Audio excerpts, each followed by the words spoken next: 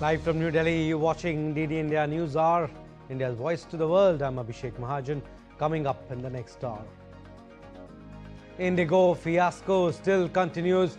India's air service regulator DGCA issues show-cause notice to CEO, says failed in duty, given 24 hours to respond. In a tragic incident, 23 people including tourists dead in midnight blaze at Goa club. Chief Minister Pramod Sawant orders probe. President Murmu and Prime Minister Modi express grief. Ukraine President Zelenskyy signals progress in talks with US on peace plan, says had substantive phone call with Trump's special envoy Steve Witkoff. Deadly attack on kindergarten reported in Sudan. 50 people including 33 children killed.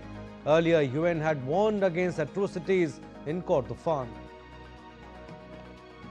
And in hockey, Junior World Cup, India to play against seven-time champions and title holders Germany in the semi-final clash at Chennai.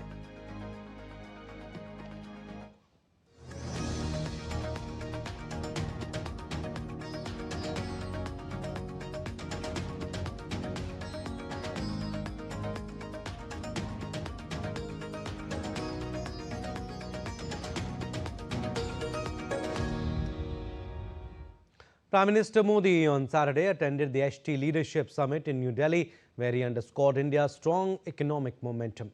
Citing the recently released Q2 GDP numbers, the Prime Minister said India's 8% growth rate reflects a new pace of progress and sends a clear macroeconomic signal that India is emerging as a key driver of global growth.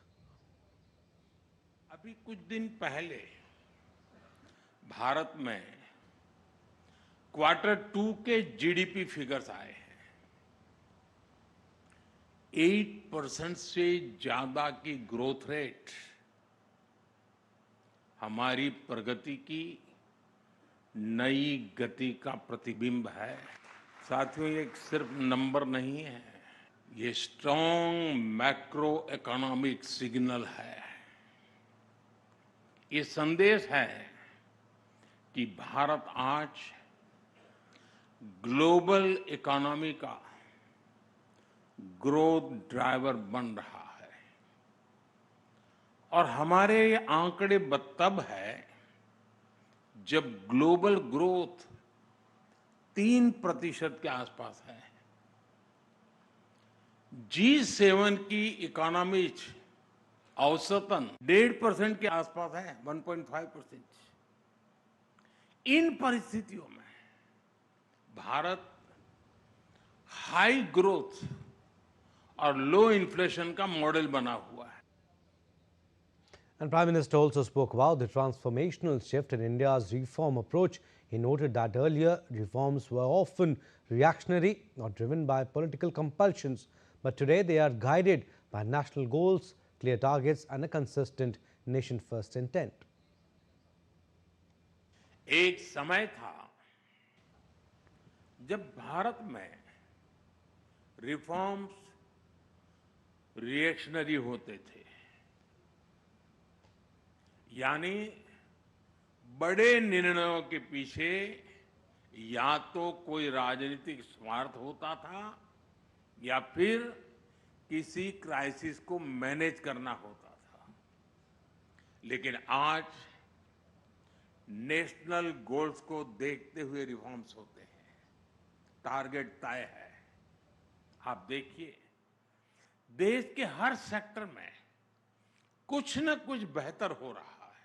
हमारी गति constant है, हमारी direction consistent है और हमारा intent nation first का है। PM Modi also criticized what he called the colonial mindset, saying the term Hindu rate of growth was used at a time when India was struggling with 2 to 3% growth, unfairly tagging an entire society with unproductivity and poverty and attributing slow development to India's civilizational identity. आज भारत दुनिया की सबसे तेजी से grow करने वाली major economy है। कोई भारत को ग्लोबल ग्रोथ इंजन बताता है, कोई ग्लोबल पावर हाउस कहता है। एक से बढ़कर एक बातें आज हो रही है। लेकिन साथियों, आज भारत की जो तेज ग्रोथ हो रही है, क्या कहीं पर आपने पढ़ा, क्या कहीं पर आपने सुना, इसको कोई हिंदू रेट ऑफ ग्रोथ कहता है क्या? दुनिया की तेज इकोनॉमी, तेज ग्रोथ कोई कहता है क्या? हिंदू रेट ऑफ ग्रोथ कब कहा गया? जब भारत 2-3% की ग्रोथ के लिए तरस गया था। आपको क्या लगता है, किसी देश की इकोनॉमिक ग्रोथ को उसमें रहने वाले लोगों की आस्था से जोड़ना, उनकी पहचान से जोड़ना, क्या ये अनायास ही हुआ होगा क्या? जी नहीं, ये गुलामी की मानसिकता का प्रतिबिंब था। एक पूरे समाज, एक पूरी परंपरा को अनप्रोडक्टिविटी का, गरीबी का पर्याय बना दिया गया। यानी ये सिद्ध करने का प्रयास किया गया कि भारत की धीमी विकास दर का कारण हमारी हिंदू सभ्यता और हिंदू संस्कृति है। और हद देखिए, आज जो तथाकथित बुद्धिजीवी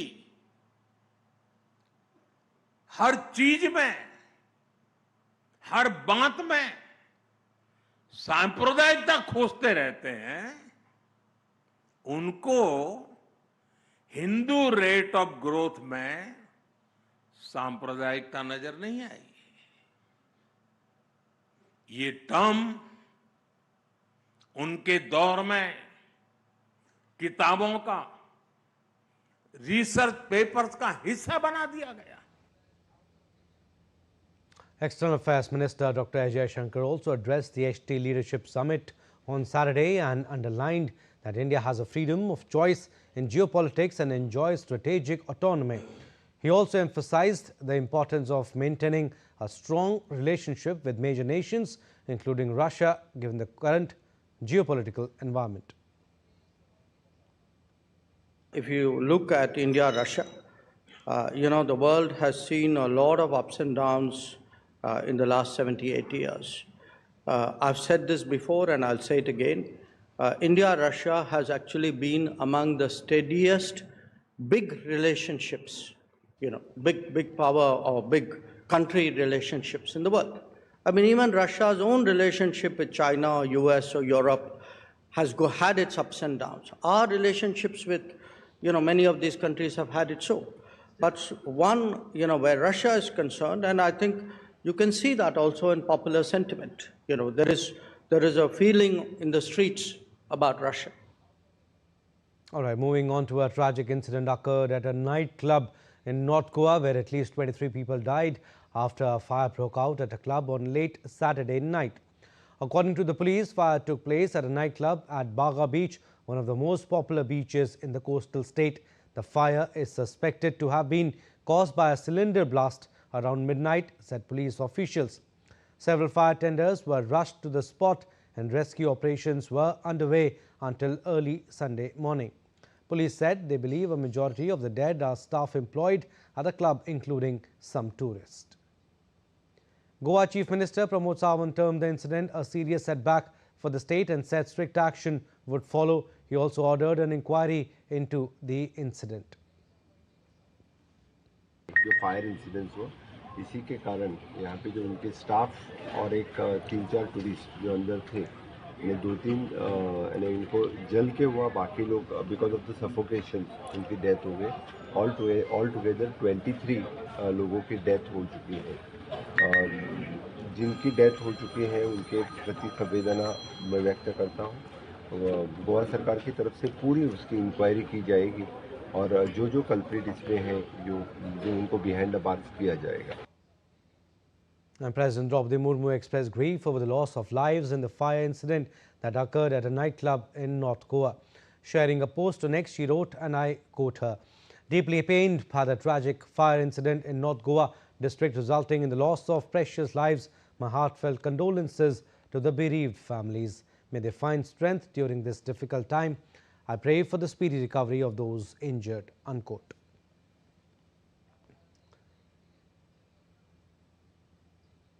And Prime Minister Modi also expressed grief over the Goa fire incident.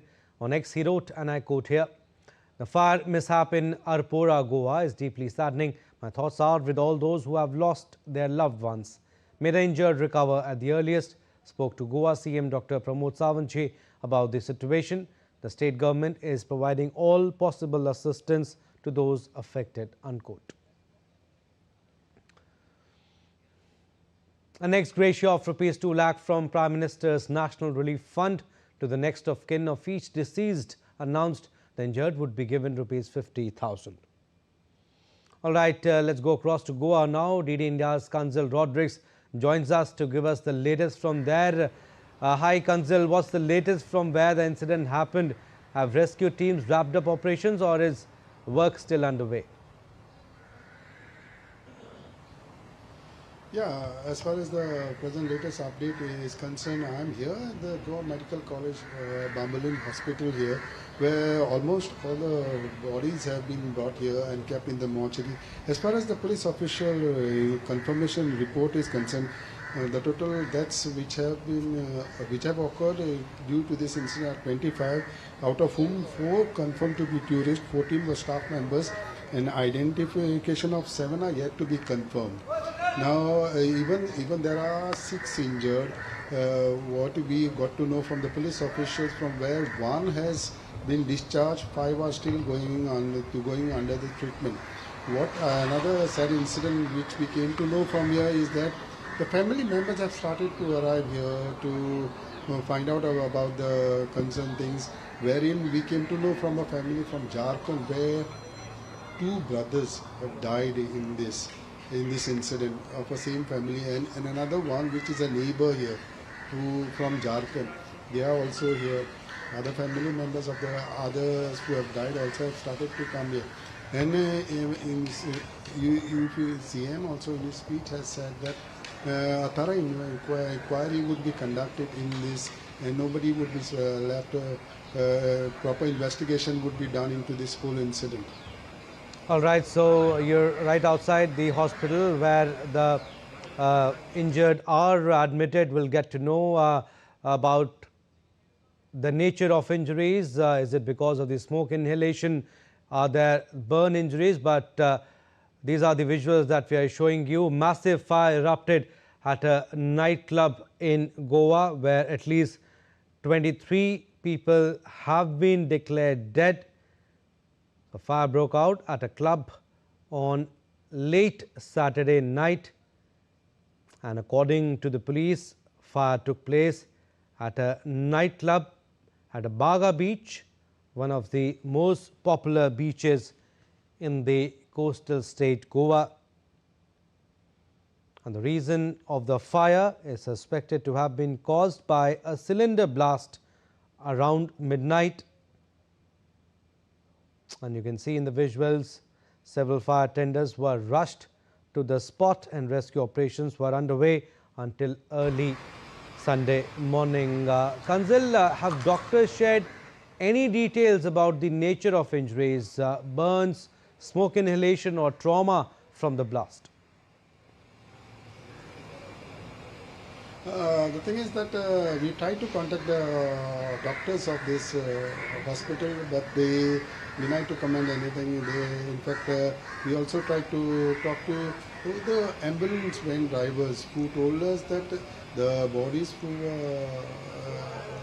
those who died in this incident, out of these 2 to 3 women, were difficult to be identified due to these charred bodies in the fire incident, and it was very difficult to identify. They have been otherwise Most of them, the deaths have died due to suffocation and all. So that has been there. And still family members have started to gather here just because there have been a counter set up there which has been provided for the family members, so they can come here, talk to the doctors and then identify the family members. Presently behind me in this hospital, at the entrance only, the counter has been set up for these family members to come and contact them. All right, we'll go across to Sushil Shukla also is joining us from Arpora. Sushil, first of all, give us the latest, how actually the incident happened, and also tell us about the rescue operations. Is it still underway or has been completed? Rescue operation is going.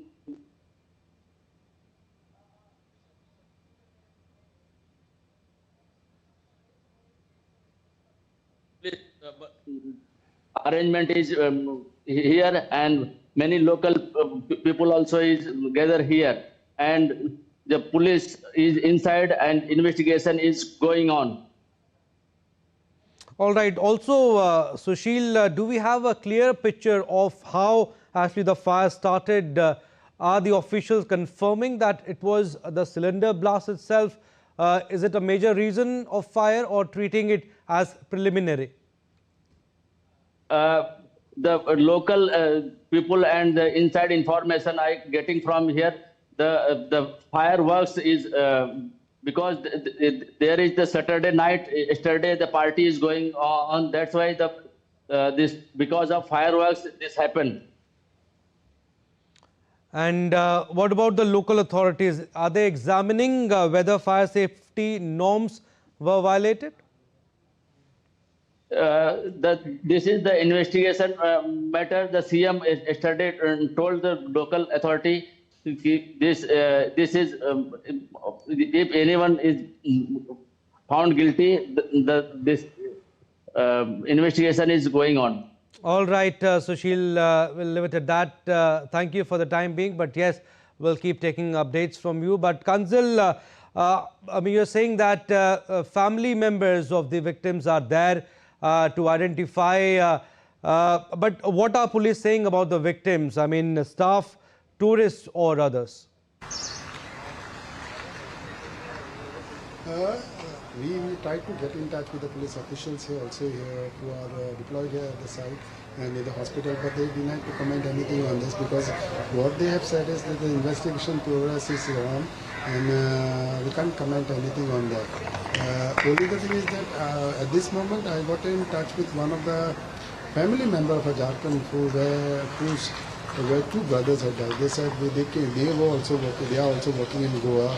And they came to know about this incident after the incident took place, and their age group could be in the age of 18 to 25. Most of this staff, kitchen staff is working there, young boys from Jharkhand and all other states who have come down and were working there. And when this incident had happened, they were also present. All right, Kanzil, thank you for the time being, but yes, we'll keep taking updates from you. Still to come on this edition of DD India News Hour. Venezuela swears in 5,600 new troops amid US military build-up. Hundreds of thousands of people rally in the Mexican capital in support of President Claudia Sheinbaum. And South Africa declares gender-based violence and femicide a national disaster.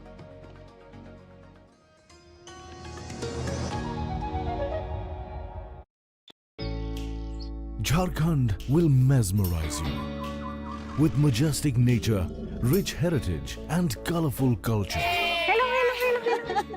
Johar. It fits perfectly. Thank you. Full workout ho gaya. Ready?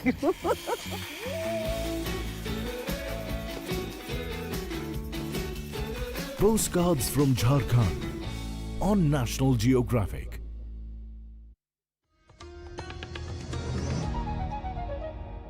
Welcome back. You're watching DD India News Hour. I'm Abhishek Mahajan. Some more updates. 3 days of talks between Ukrainian and US officials produced no apparent breakthrough on Saturday, with President Volodymyr Zelenskyy committing to further negotiations towards real peace. Zelenskyy said he joined his negotiators for a very substantive and constructive call with US envoys Steve Witkoff and Jared Kushner as part of the third day of meetings in Florida.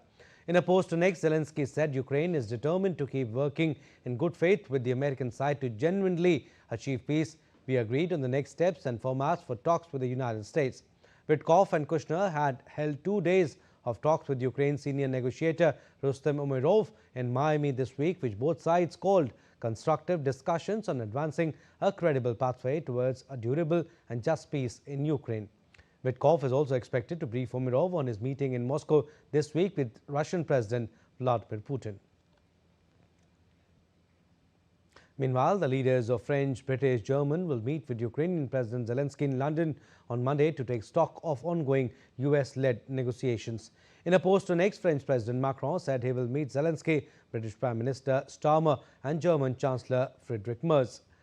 He made the announcement on Saturday as Ukrainian and US officials were holding a third straight day of talks in Miami to discuss a plan to end the nearly 4-year conflict.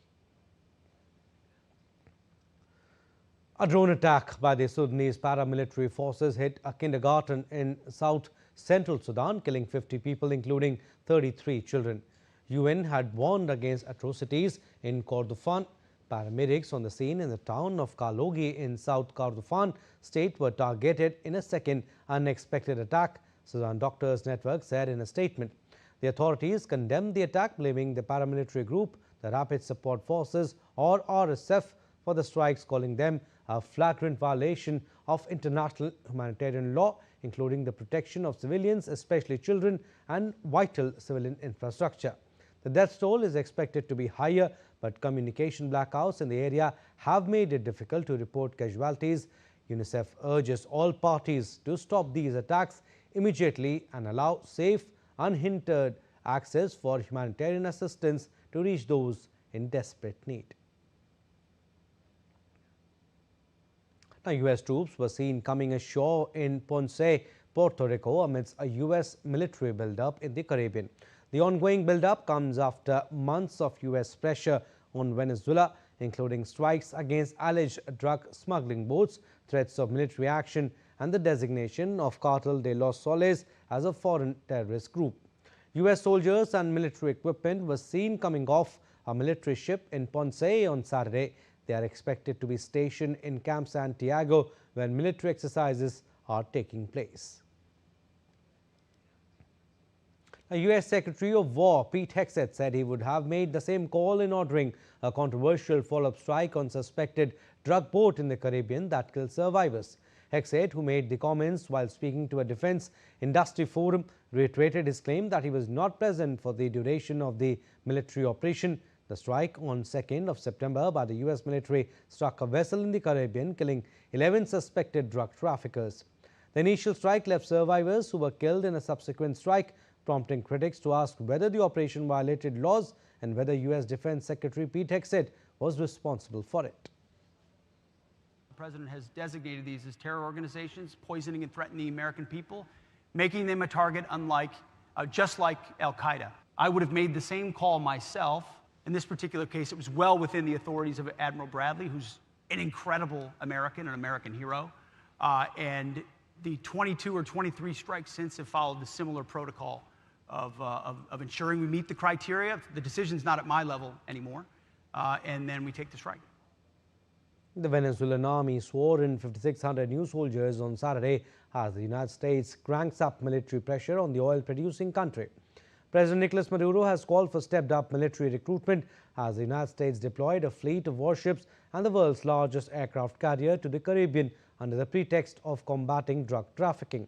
American forces had earlier carried out deadly strikes on at least 22 vessels, killing at least 83. Washington has accused Maduro of leading the alleged Cartel of the Suns, which it declared a terrorist organization last month. Maduro asserts the American deployment aims to overthrow him and seize the country's oil reserves. Colonel Gabriel have said that under no circumstances will we allow an invasion by an imperialist force. According to official figures, Venezuela has 200,000 troops and an additional 200,000 police officers. And hundreds of Cubans gathered in Havana to condemn the United States policy towards Venezuela, waving flags and chanting slogans in support of Venezuelan President Nicolas Maduro. Participants displayed banners reading, "Venezuela is not a threat, Venezuela is hope." Venezuelan ambassador to Cuba, Orlando Monero, thanked Cuba for its solidarity and denounced what he called U.S. aggression against Venezuela's sovereignty. The event in Havana took place as Venezuelan opposition leader Maria Corina Machado called for a global march for peace and freedom in Venezuela on the same day, with participants in various countries protesting against Maduro's regime. The Cuban rally, seen as a counter-event, reaffirmed support for the Venezuelan government and criticized U.S. policy towards the region.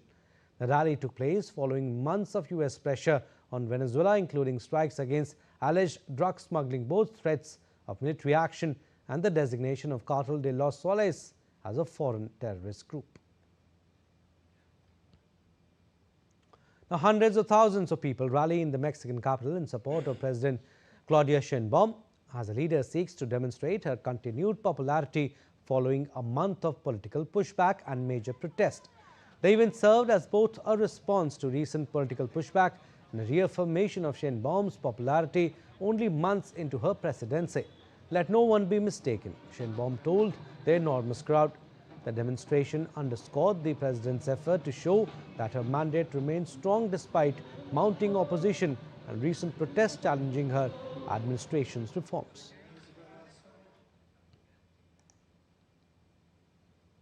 Some more stories. Tunisians took to the streets on Saturday for a third straight week to protest against President Kais Said's expanding crackdown on the opposition, critics and NGOs urging the release of political prisoners.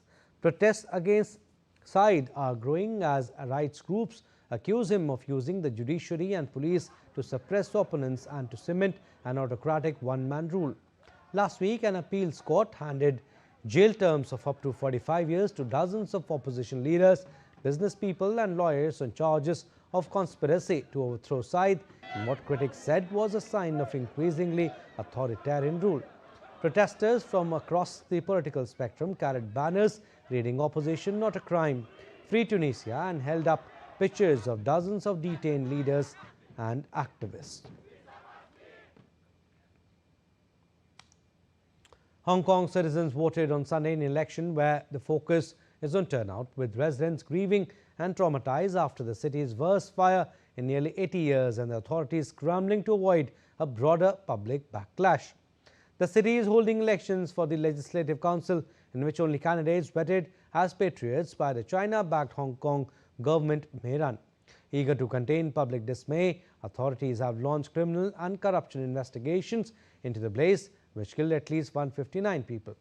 A handwritten sign at a memorial site near the burnt-out tower said authorities plan to clear the area after the election concludes close to midnight.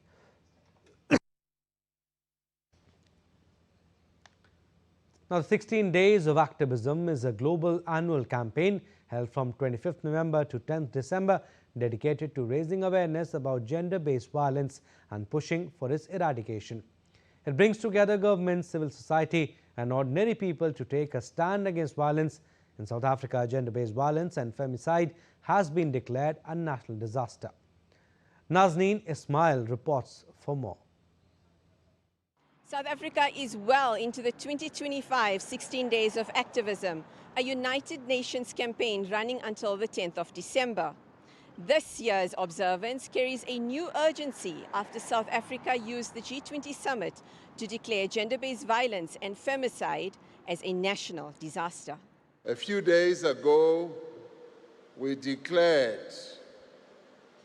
actually classified gender-based violence and femicide as a disaster.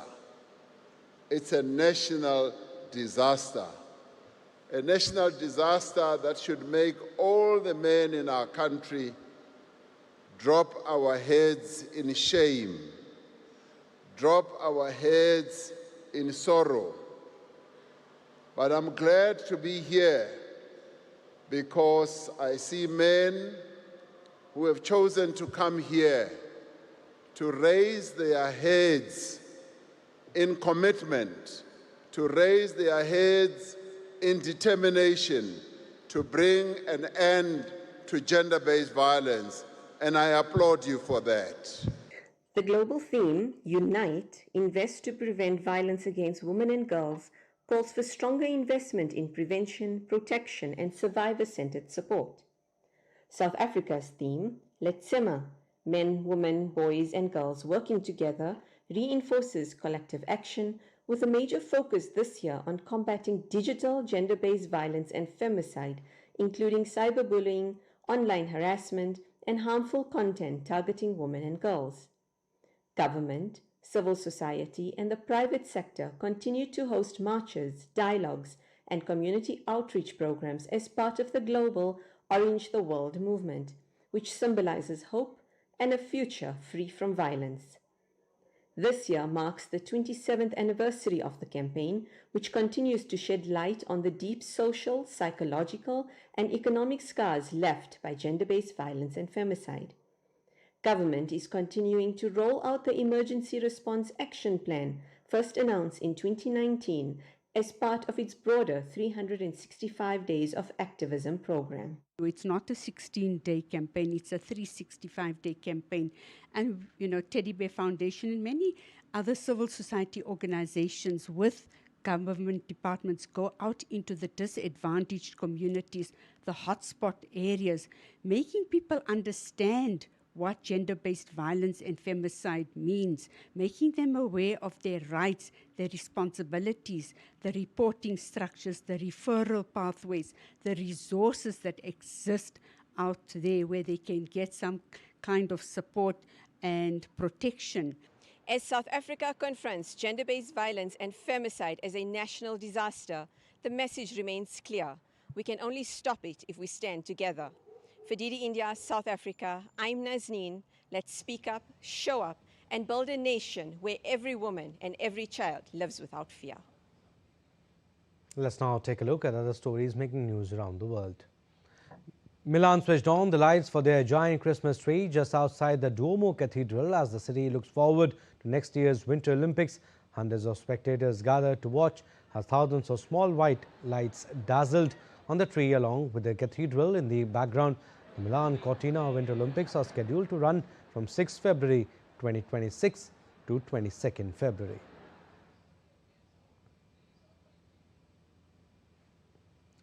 Bethlehem lit its Christmas tree on Saturday as music and cheering crowds filled the streets, marking a return to full festivities. After years of subdued seasons due to the Israel-Palestine conflict, the city is once again welcoming public celebrations.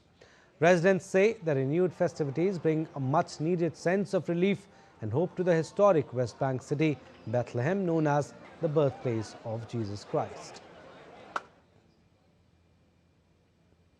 French director and cartoonist Hugo Benvenu is in Los Angeles to promote his animated film Marco. It is being considered a strong contender for an Oscar nomination for Best Animated Feature Film. Benvenu said he wanted to create a gentle and uplifting film that brings light into our lives as interest around the project continues to grow. Still to come on this edition of DD India News Hour. Defence Minister Rajnath Singh to inaugurate Shayok Tunnel, other Ladakh projects in Leh. Namo Ghat becomes new attraction for visitors in Kashi. Armed Forces Flag Day, Defence Minister Rajnath Singh salutes the valour and sacrifices of our armed forces.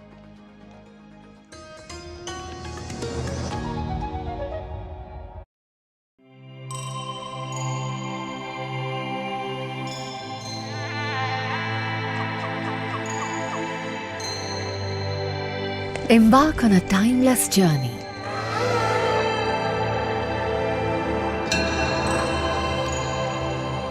Unravel the mysteries of a grandiose era.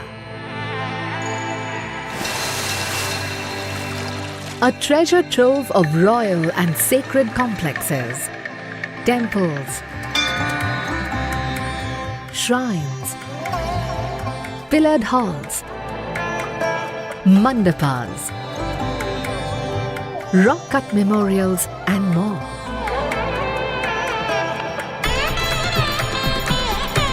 A spectacular setting of rugged landscape and exemplary workmanship, representing the best of Dravidian architecture.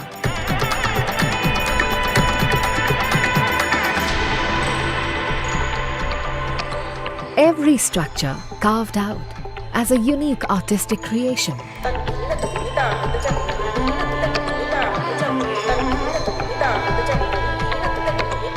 A heritage landmark that reflects pure magnificence, integrated within its natural environment. An unexplored haven for nature and adventure enthusiasts. An imposing heritage reflected in its street bazaars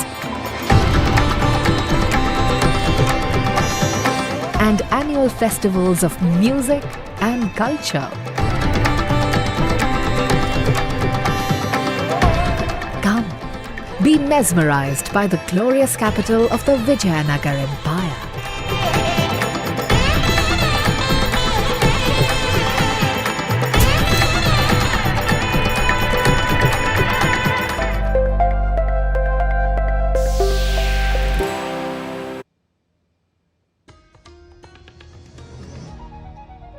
Welcome back. You're watching DD India News Hour. I'm Abhishek. Recap of our top stories. Indigo fiasco still continues. India's air service regulator DGCA issues Showcause notice to CEO, says failed in duty, given 24 hours to respond. In a tragic incident, 23 people including tourists dead in midnight blaze at Goa club. Chief Minister Pramod Sawant orders probe. President Murmu and Prime Minister Modi express grief. Ukraine President Zelenskyy signals progress in talks with US on peace plan, says has substantive phone call with Trump's special envoy Steve Witkoff. Deadly attack on kindergarten reported in Sudan, 50 people including 33 children killed. Earlier, UN had warned against atrocities in Kordofan. And in hockey, Junior World Cup, India to play against seven-time champions and title holders Germany in the semi-final clash at Chennai.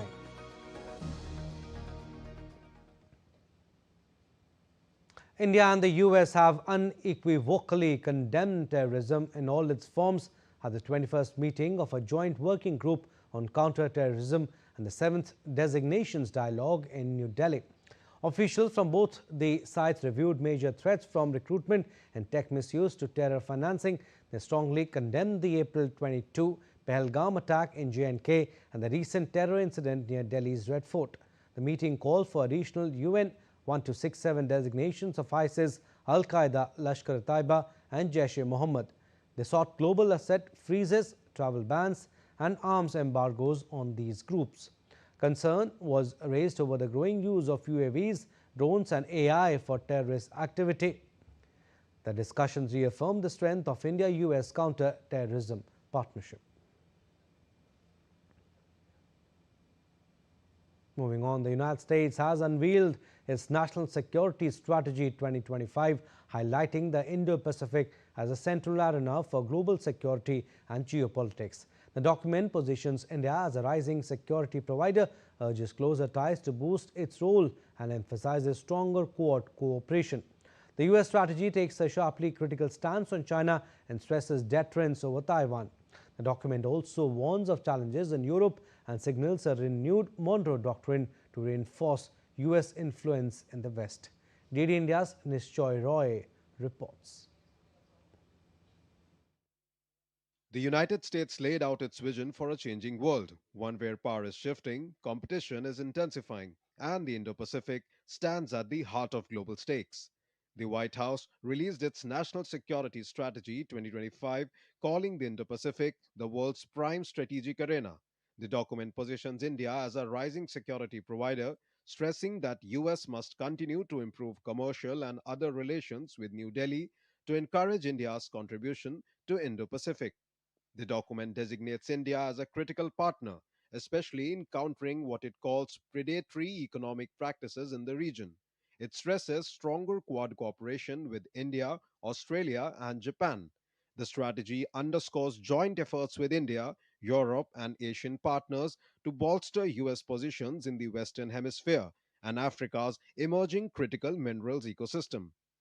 The US strategy takes a sharply critical tone on China, arguing that President Trump single handedly reversed decades of mistaken US assumptions.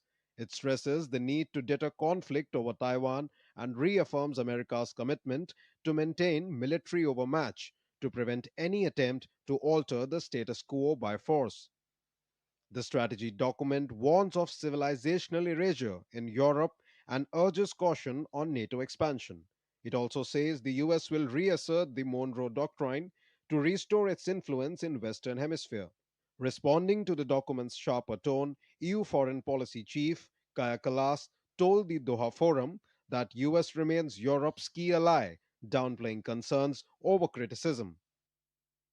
US is still our biggest ally, and there I read it as well that we are still the biggest ally, and it's in the interest of United States as well that Europe lasts, and that we are really still the ally and working together for these things. I think we haven't always seen eye to eye on different topics, but I think the overall principle is still there. We are the biggest allies and we should stick together. With the Indo-Pacific set to shape the 21st century, the strategy calls it a key economic and geopolitical battleground. Nishoy Roy's report for DD India. Defence Minister Rajnath Singh is visiting Leh Ladakh today to inaugurate several infrastructure and connectivity projects. Sharing the information on X, he wrote that the Border Roads Organisation has constructed 125 strategically significant infrastructure projects, including Shiok Tunnel across 7 states and 2 union territories. The visit comes amid continued focus on strengthening border infrastructure and enhancing operational readiness in sensitive frontier areas. Now, some latest updates on Indigo crisis. India's aviation regulator, the Directorate General of Civil Aviation, on Saturday issued a show-cause notice to Indigo CEO Peter Elbers amid ongoing flight cancellation and delays across the country. The regulator has given him just 24 hours to respond, warning that failure to do so will invite strict punitive action. This is the strongest move yet by authorities, as Indigo's disruptions stretch into the 5th straight day, leaving thousands of passengers stranded and distressed at major airports across the country. The DGCA hold the airline accountable for poor planning, for revised duty and rest norms for cockpit crew, violation of aircraft rules and multiple civil aviation requirements, and failure to provide mandatory assistance to affected passengers. Holding the CEO directly accountable, the regulator has warned that an unsatisfactory reply could lead to penalties, including financial sanctions and possible operational restrictions.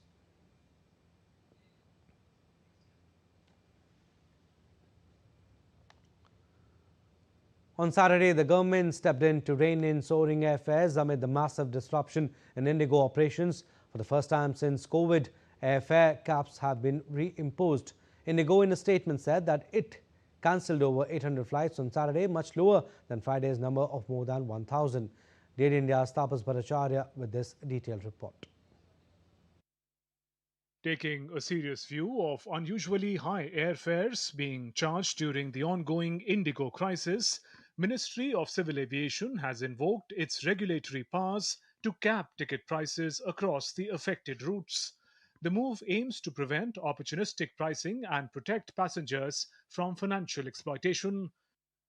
The fare caps will remain in force till Indigo restores operations to pre-crisis levels, now expected by December 15th.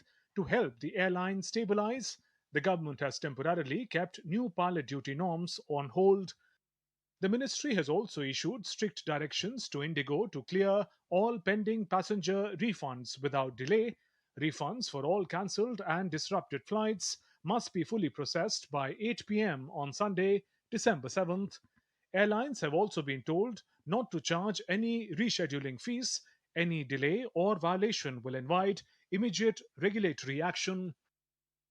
Dedicated passenger support and refund facilitation cells are being set up. Indigo has also been directed to trace and deliver any separated baggage to passengers within the next 48 hours.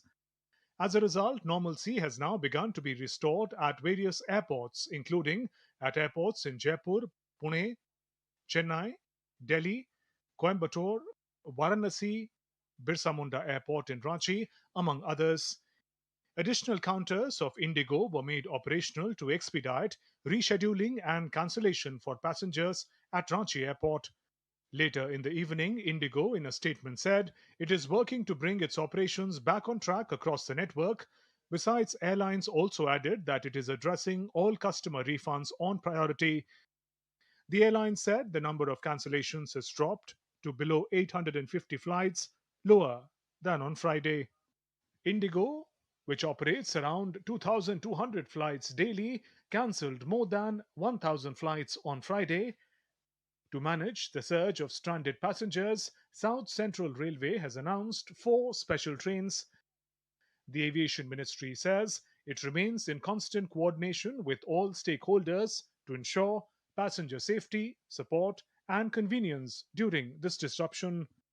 Taposh Bhattacharya's report for DD India. And aiming to shield passengers from sudden price spikes triggered by automated revenue management systems, Air India on Saturday clarified that they have proactively capped economy class fares on all non-stop domestic flights starting for December. The airline clarified that some expensive multi-stop or mixed class fares seen on third-party platforms cannot be fully controlled, but it is working with these platforms to address the issue. The clarification comes after screenshots of unusually high fares for one-stop or two-stop itineraries circulated widely on social media. The carriers said such higher fares often involve connecting flights or mixed cabin combinations, including premium economy or business, which fall outside the purview of fare caps. Air India and Air India Express are seeking to add capacity to help travellers and their baggage reach their destinations as quickly as possible.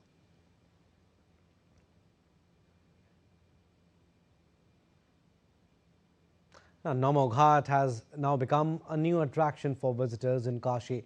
The Kashi Tamil Sangamam has been organized at the Ghat. Various stalls have been set up and artists from both Kashi and Tamil Nadu are presenting cultural performances at the Kashi Tamil Sangamam. Members of the group of writers who have come from Tamil Nadu said that this event represents India's rich heritage and its vision to make India developed by 2047 and unity in diversity.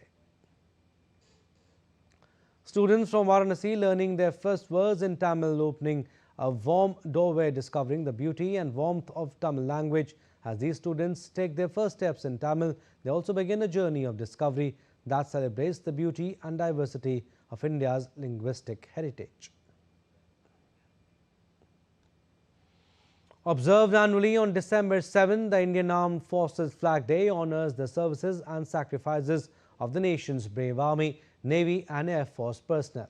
The day marks the country's gratitude towards our courageous soldiers who protect the motherland from all kinds of threats and ensure peace within its territory. On Armed Forces Flag Day, Defence Minister Rajnath Singh salutes the valour and sacrifices of our armed forces. On X, he wrote that their courage safeguards our nation and their selfless service reminds us of a debt we can never repay. He also urged everyone to contribute generously to the Armed Forces Flag Day Fund.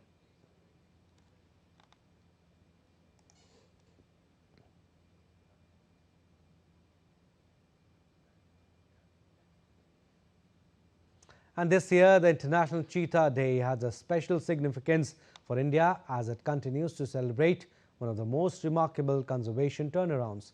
Extinct in India since 1952, the cheetah is steadily reclaiming its place in the wild, powered by the ambition and progress of Project Cheetah. Here's a report by DD India correspondent Aditya Srivastava. Once the cheetah was the pride of Indian subcontinent, part of its rich biodiversity, but ecological changes and human interference inflicted irreparable damage, and in 1952, cheetahs were declared extinct from India. However, in 2022, India sought to reverse this loss. September 17, 2022, the world's first intercontinental wild-to-wild translocation mission began. Prime Minister Modi released 8 African cheetahs brought from Namibia into the Kuno National Park in Madhya Pradesh.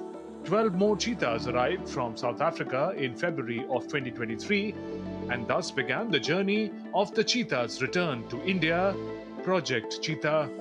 The objective of this project was not just to bring cheetahs to India, but to develop a self-sustaining, genetically viable and stable cheetah population. Despite tough challenges, the data is highly encouraging. The survival rate of adult cheetahs in the first year is about 70%. The ratio increased in the second year to 85.7%, and the survival rates of cubs is 66.7%. These figures indicate that cheetahs are now adapting to the Indian ecology. A total of 32 cheetahs are present in India today. Out of these, 21 cubs were born in India. Recently, an Indian-born female cheetah gave birth to 5 healthy cubs. On the occasion of International Cheetah Day, Madhya Pradesh Chief Minister Dr. Mohan Yadav released the female cheetah, Veera, and her 2 10-month-old cubs from a large enclosure into the open forest at the Kuno National Park. Aditya Srivastava's report for DD India, Bhopal. Time now for a very short break. On the other side, more stories. Keep watching DD India News Hour.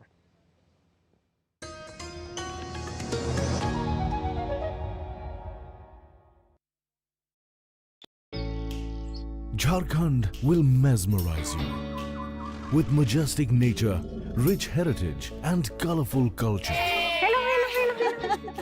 Johar. Johar. It fits perfectly. Thank you. Full workout हो गया. Ready?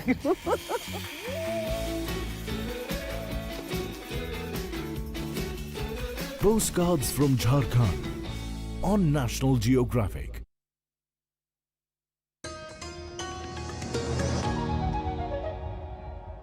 Welcome back. You're watching DD India News Hour. I'm Abhishek Mahajan.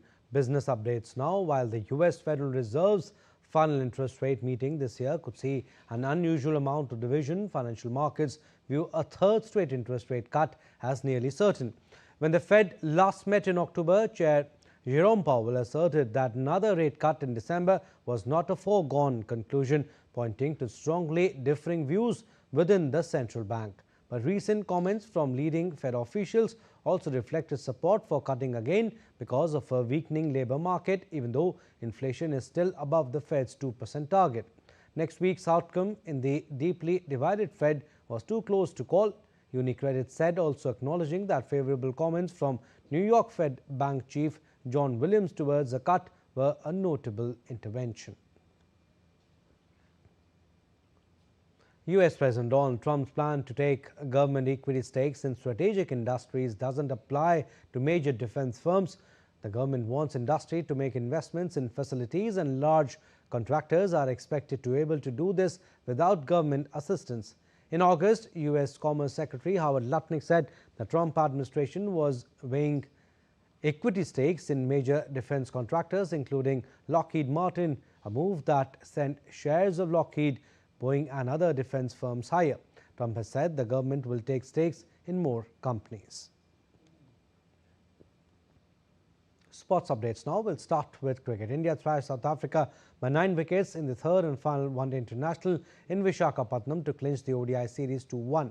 Opener Yashasvi Jaiswal hit his maiden one-day international century as India crushed South Africa by 9 wickets. Chasing 271 for victory, India rode on Jaiswal's unbeaten 116 runs and his opening stand of 155 runs with Rohit Sharma, who hit 75 runs to achieve the target. Virat Kohli hit the winning boundary to return unbeaten on 65 of 45 deliveries. Rohit got past 20,000 international runs during the knock to be only the 4th Indian after Sachin Tendulkar, Virat Kohli and Rahul Dravid to achieve the feat. Bowlers set up victory after left-arm spinner Kuldeep Yadav and fast bowler Prasidh Krishna took 4 wickets each to bowl out South Africa for 270 after opener Quinton de Kock hit a sparkling century.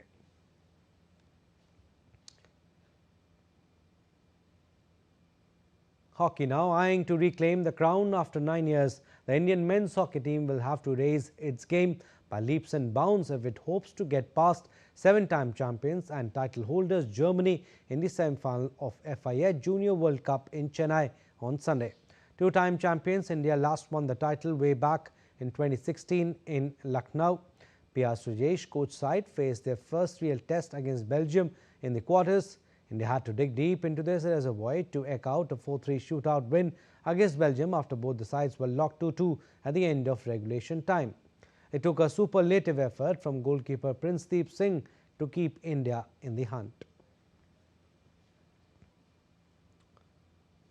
And the streets of Lyon dazzles for the world-famous Festival of Lights, drawing close to 2 million visitors from around the globe. The 4-day celebration transforms Lyon's historic monuments and public buildings into a luminous wonderland.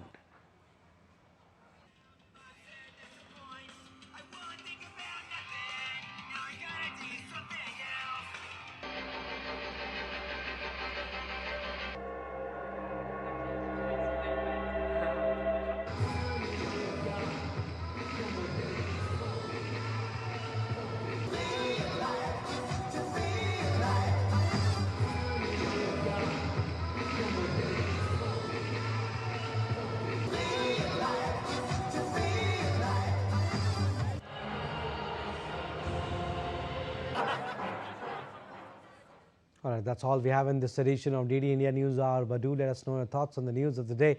For those on the go, you can get all the latest news and updates from India and across the world on DD India mobile app. The app is available on both Android and iOS platforms. Scan the QR code on the screen to download now. And we'll be back with more news as it breaks here on DD India. I'm Abhishek Mahajan from all of us here in Delhi. Thanks for watching DD India News Hour.